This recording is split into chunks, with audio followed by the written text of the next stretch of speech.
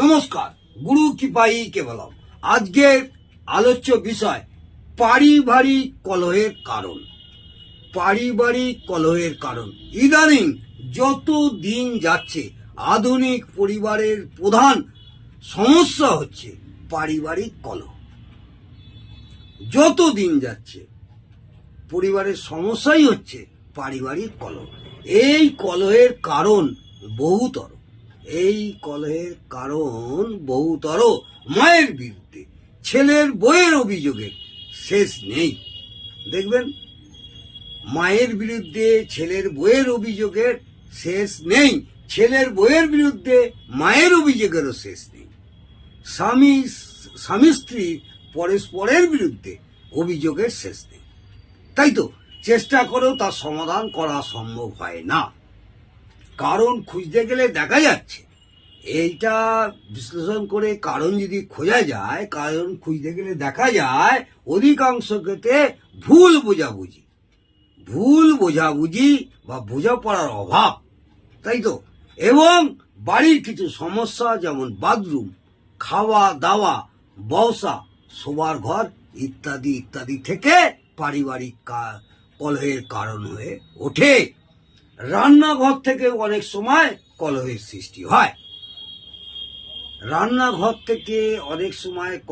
সৃষ্টি হয়। বাস্তু নিয়মানুসারে রান্নাঘর হওয়া উচিত ঘরের আগ্নেয় বা অগ্নিকোণ বা বায়ু কোণে। এটা বোঝা গেল। রান্নাঘর থেকে অনেক সমস্যা কলহের সৃষ্টি হয়।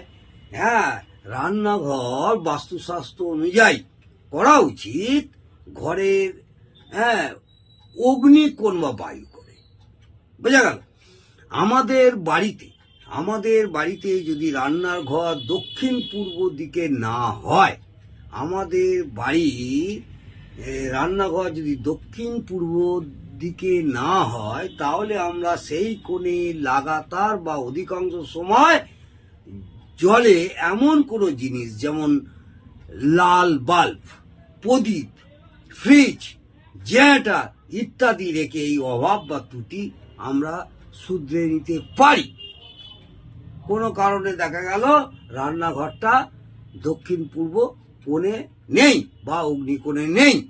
রান্নাঘরের উনান বা স্টোভ, বা এখন তো গ্যাসের স্টোভ, দিন রাতে সামান্য কয়েক ঘন্টা মাত্র জ্বলে। সুতরাং তার বদলে বাস্তু নির্দিষ্ট কোণে লাল বাল্ব বা ল্যাম্প জ্বালিয়ে রাখা যেতে পারে।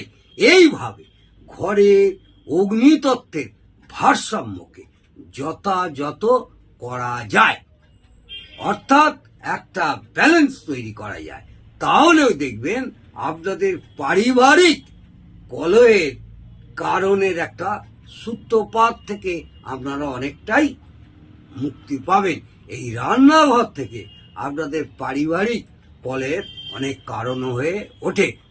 আজকে এই পর্যন্ত। ভালো লাগলে অবশ্যই কমেন্টে জানাবেন। জয় মা তারা।